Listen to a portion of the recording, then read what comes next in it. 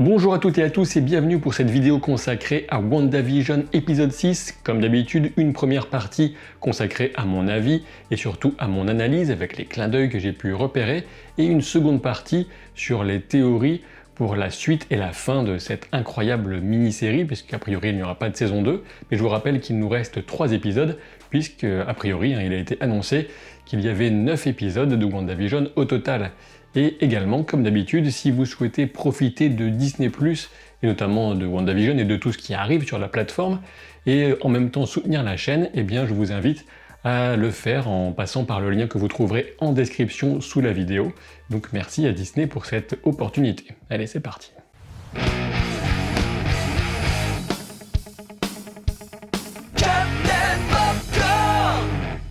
De mon point de vue, on a encore eu droit à un bon épisode, voire un très bon épisode de WandaVision, avec ce numéro 6. Mais rassurez-vous, si vous l'avez trouvé un peu court, comme moi, quand on aime, on ne compte pas. Mais la mini-série a été annoncée à environ 6 heures de durée au total, et comme on a eu un peu plus de 3 heures avec ces 6 premiers épisodes, on peut espérer que les 3 derniers seront plus longs, à voir ensuite la répartition entre les 3. Et direction Malcolm bien sûr avec le générique de cet épisode 6, avec ses moments volés en VHS et les paroles de la chanson qui poussent toujours Wanda à maintenir son emprise sur le petit monde de Westview. Eh oui, son entreprise ne craint pas la crise, on verra même en fin d'épisode qu'elle est en pleine expansion. Et pour être précis, les premières paroles du générique sont « Don't try to fight the chaos, don't question what you've done ». Or, comme vous le savez sans doute, dans les comics, Wanda manipule la magie du chaos et elle en a apporté des tas de modifications au monde, notamment dans le fameux comics House of M, que je recommande bien sûr. Un générique, ça se concentre sur les personnages principaux d'une série et évidemment Agnès en fait partie. On remarque le mot naughty sur ses fesses, qu'on peut traduire par vilaine ou coquine. Et ne vous inquiétez pas, j'aurai l'occasion de revenir sur Agnès et sur les doutes que peut susciter cet épisode à son sujet, ce sera dans la partie théorie. Sur le journal de Vision dans le générique, on a la phrase des bonnes affaires d'un autre monde avec une imagerie extraterrestre. Alors bien sûr, dans le contexte de la série, on est amené à se demander à quoi peut faire référence cet autre monde, dans cette référence sur le journal. Ça peut être le côté extraterrestre ou le côté dimension parallèle à la nôtre, mais ce n'est pas totalement anodin. Evan Peters est crédité en tant que Pietro Maximoff as himself. Décidément, Marvel adore nous troller et on en redemande. Tommy et Billy nous parlent de leurs visions respectives d'Halloween et on sent déjà que Billy est plus orienté vers la sensibilité et la réflexion alors que Tommy se préoccupe de l'action et du fun. Pas étonnant donc que l'oncle Pietro soit devenu une sorte de modèle pour Tommy qui se voit comme le frère cool alors que Billy serait donc le dork, le ringard. Et Tommy se moque de son frère qui semble craindre un petit peu de réveiller Pietro comme on pourrait craindre l'ogre d'un conte. Tommy parle même de vampire, peut-être une simple référence inscrite dans le thème d'Halloween, mais surtout une notion sur laquelle je reviendrai dans la partie théorie. Très clairement, dans cet épisode, Pietro a tout du grand frère un peu importé dans la famille et qui va pousser les gamins à faire toutes les bêtises possibles, et on sent que c'est bien sûr des deux gamins, c'est Tommy qui est le plus sensible, et il va même calquer son attitude et même ce qu'il pense du costume de sa mère sur ce que dit son oncle Pietro. Et au sujet de ce costume, Wanda évoque l'inspiration d'une diseuse de bonne aventure de Sokovie, ce qui est sans doute une référence à sa mère dans les comics.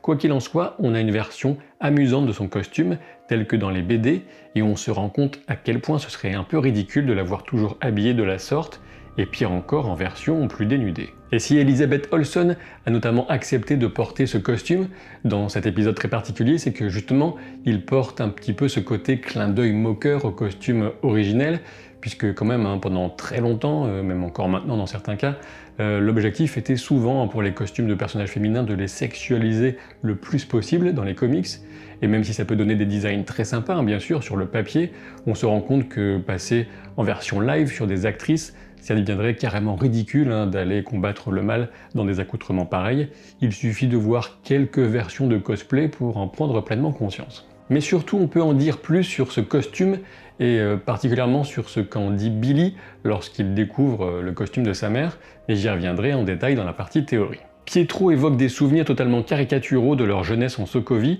et on perçoit directement les divergences de mémoire entre Wanda et celui qui se présente comme son frère.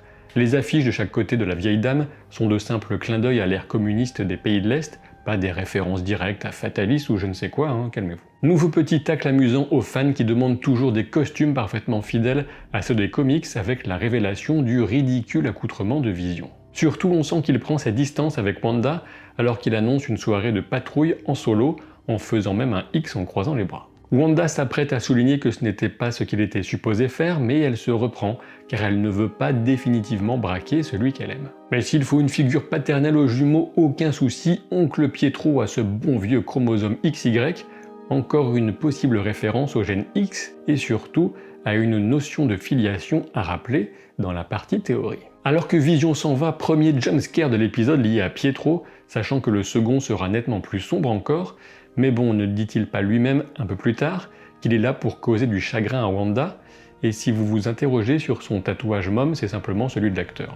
Et encore des costumes très ressemblants à ceux des comics avec Vif Argent ou Quicksilver, qui a même la coupe de cheveux, et je n'avais pas encore évoqué Billy en Wiccan et Tommy en Speed bien sûr. Mais avant que tout ce petit monde ne parte s'amuser pour Halloween, Wanda met en garde Pietro s'il fout trop la honte à la famille en résumé, eh bien elle le transformera en hareng mariné, mais en anglais hareng c'est herring, et on a la fameuse expression red herring, qui est une diversion, une fausse piste, une façon de faire porter l'attention du spectateur sur autre chose que ce qui est important. Et là encore, je ne pense pas que la formulation soit parfaitement anodine. Pendant ce temps, dans le campement du Sword, on voit que le drone était de Stark Industries, mais a priori un détail sans intérêt particulier. Nettement plus intéressant, Tyler Hayward se révèle comme une pourriture de la pire espèce, en amenant la mort de Maria Rambeau dans sa dispute avec Monica. Au cours de cet échange très tendu, notamment entre Monica et Hayward, on prend conscience que ce dernier semble avoir été presque traumatisé par les 5 ans qui ont suivi le claquement de doigts de Thanos, et il a un gros ressentiment envers les personnes dotées de super pouvoirs. On a comme une petite impression de Bolivar Trask, celui qui dans l'univers X-Men va développer les Sentinelles, mais je reviendrai sur différentes pistes de réflexion à ce sujet dans la partie théorie. Jimmy et Monica se débarrassent de leur garde dans une scène très pulp, entendez par là absolument pas réaliste. Alors je ne suis pas forcément très fan de ce genre d'approche qui ne colle pas vraiment, je trouve, avec l'ambiance inquiétante que tente d'instaurer la série par ailleurs en dehors des trucs sitcom. Et cette tendance pulp se poursuit avec Darcy qui se révèle soudainement en tant que pirate informatique de génie.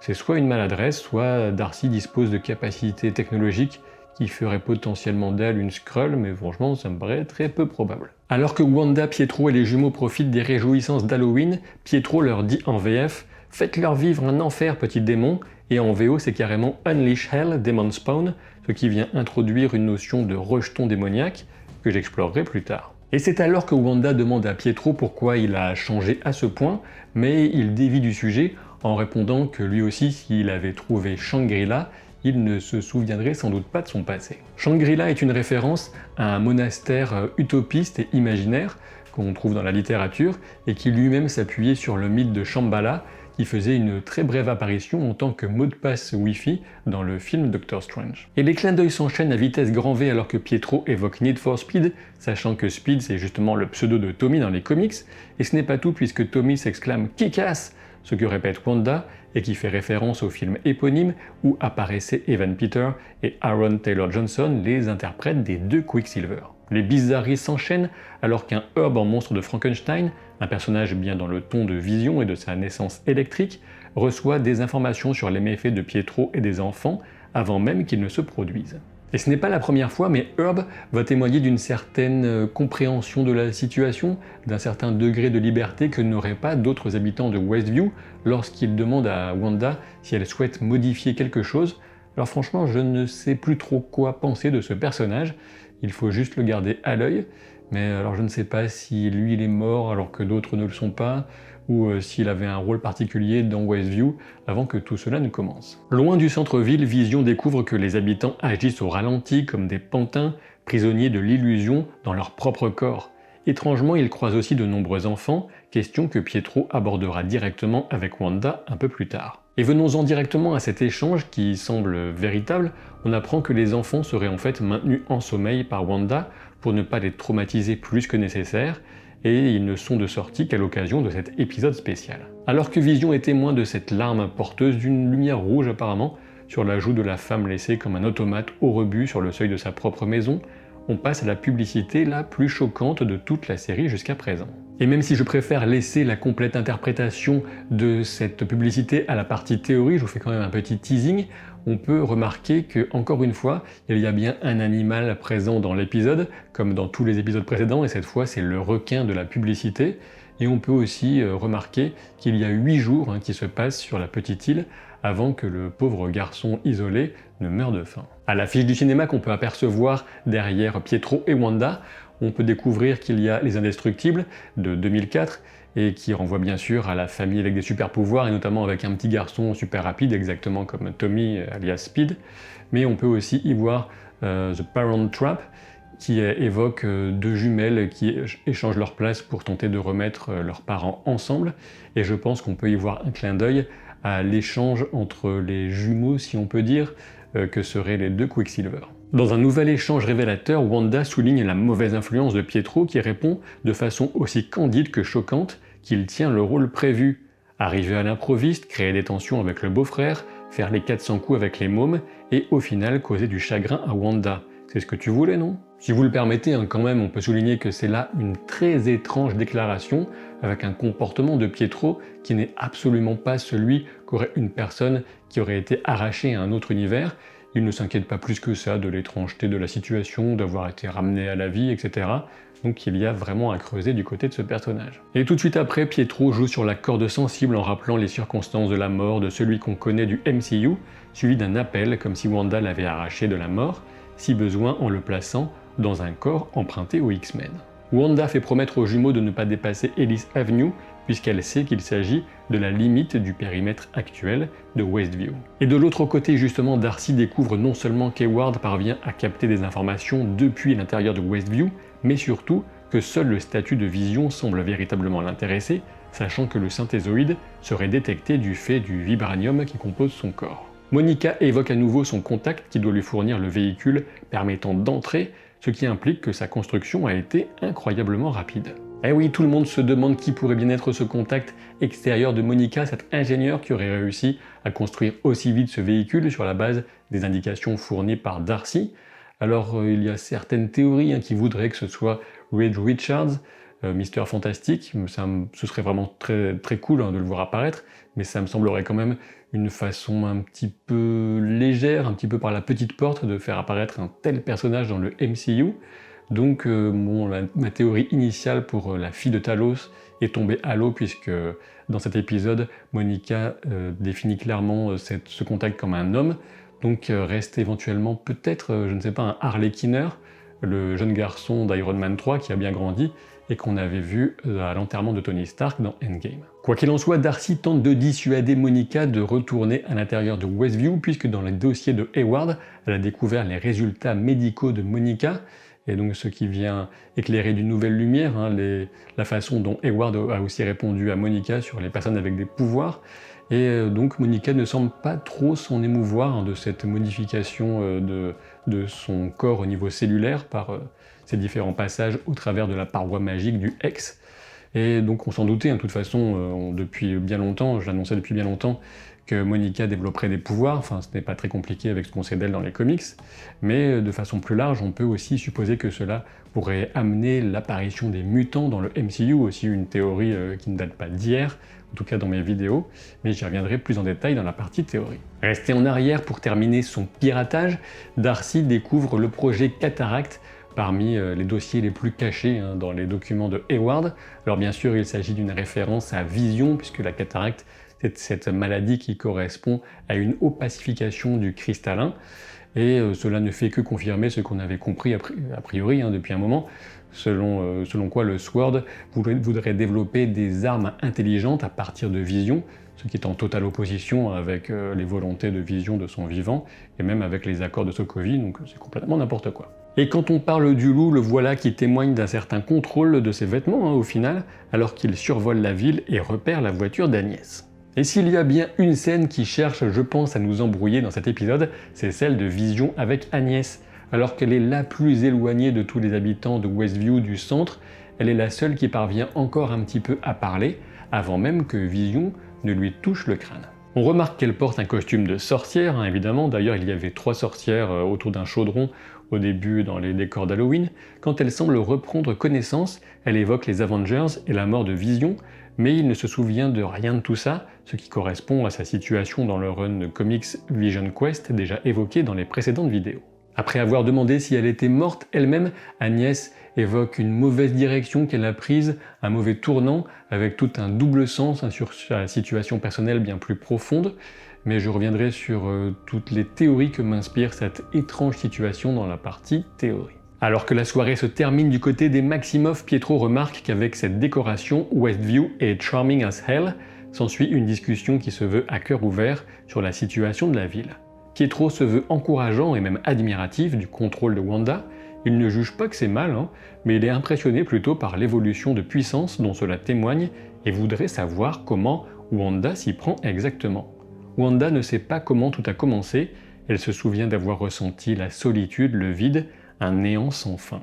Et c'est là qu'intervient l'image de Pietro mort. Alors que Vision traverse le dôme, on remarque 2 agents du SWORD seulement en combinaison, sans doute ceux qui se préparent à récupérer son corps, puisque de toute évidence, le récupérer vivant ne les intéresse pas. Et Darcy est ici la seule à faire preuve d'empathie, et elle révèle même sa présence, ce qui semble du coup exclure un comportement très calculé de sa part, comme celui que pourrait avoir une espionne Skrull ou Kree par exemple. Le dévouement de Vision aux habitants prouve une chose, l'essentiel qui fait de lui un héros a bien été préservé dans cette nouvelle version de lui, et encore une fois, il connaît une destruction lente et douloureuse, Vision, héros tragique du MCU, pour toujours. Lorsque Billy arrête facilement son frère en train de speeder, on perçoit alors sa puissance héritée de sa mère. Son don de télépathie doit nous pousser à prêter une attention toute particulière à ses intuitions. Alors que le film de Romero La Nuit des Morts Vivants est diffusé en plein air, tout comme les plus éloignés des citoyens sont réduits à l'état de zombies en quelque sorte, et aussi en référence à Vision et même à Pietro, revenu d'entre les morts,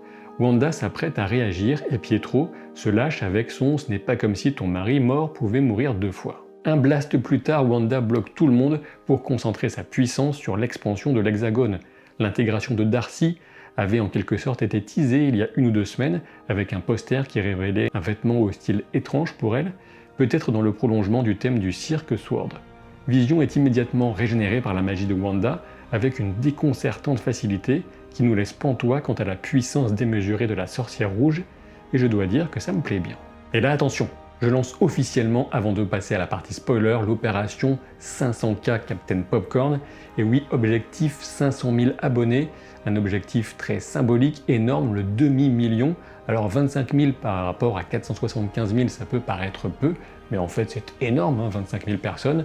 Donc j'ai besoin de vous tous, de votre mobilisation, donc abonnez-vous, nom d'un chien. Je vous propose de commencer les théories avec Tyler Hayward. Initialement, j'étais très circonspect concernant l'AIM, mais de toute évidence, on a avec Hayward un antagoniste qui appartient à une organisation très portée sur l'aspect technologique des choses. Alors c'est vrai, ce qui me pose un petit peu problème, c'est de voir le SWORD déjà contaminé par des éléments aussi nocifs que Hayward, alors même que l'organisation vient à peine d'être introduite dans le MCU.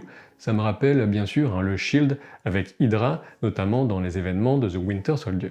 Alors évidemment, je ne pense pas que tout le SWORD soit à jeter à la poubelle, mais le comportement de Hayward est plus que suspect, vous le reconnaîtrez. Déjà dans l'épisode 5, le qualificatif que lui est réservé Darcy était remplacé par le mot terroriste par un jeu de mise en scène, ce qui pourrait renforcer la thèse de l'AIM, une organisation définie de base comme terroriste. Et maintenant pour parler plus précisément du fameux projet Cataract, en allant fouiller du côté de l'AIM et des comics, je me demande si on n'a pas là les prémices d'une adaptation du Super Adaptoid, qui est une créature, qui est un robot, un androïde, créé par l'AIM, qui a la capacité de copier les pouvoirs des super-héros qu'il combat, et cela irait bien avec l'état d'esprit de Hayward, anti-super-héros, et donc il pourrait être conçu, ce Super Adaptoid, sur la base de la technologie de Vision.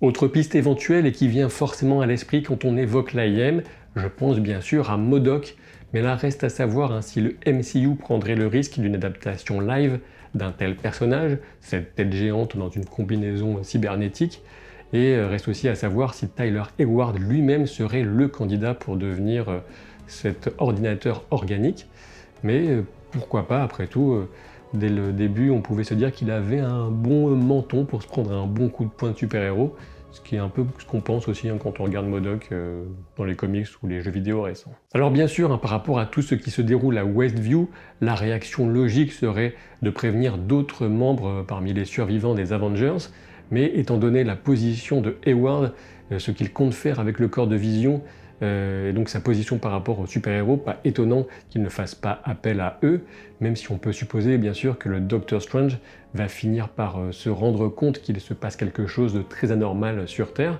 et qui est lié potentiellement à la magie du chaos, donc il a de bonnes chances d'arriver, peut-être en fin de saison, ça reste à voir. Et puisque dans la première partie je comparais l'attitude de Hayward avec celle de Bolivar Trask, un personnage marquant de l'univers X-Men puisqu'il est à l'origine de la création des Sentinelles, ces robots géants ultra dangereux pour les mutants, eh bien il est temps justement de parler des mutants, de leur apparition, de leur introduction éventuelle dans le MCU, peut-être au travers du fameux X de Wanda. Reste à voir si ce sera au travers de l'expansion de l'Hexagone et de son effet sur le métabolisme de certaines personnes.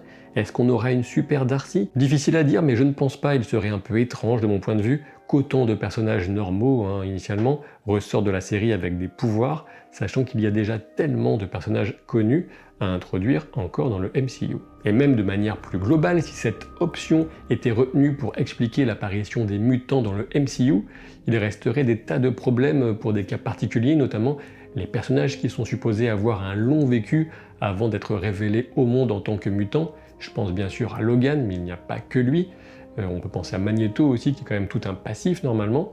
Donc c'est vraiment une vaste question, une question très compliquée que cette intégration des mutants dans le MCU, et je ne sais pas encore ce que Kevin Feige a décidé. En effet, pour permettre une sorte de rétroactivité de l'apparition des mutants dans la Terre 1999, qui est celle du MCU, il faudrait éventuellement fusionner deux univers parallèles ou encore aller modifier cette Terre dans son passé.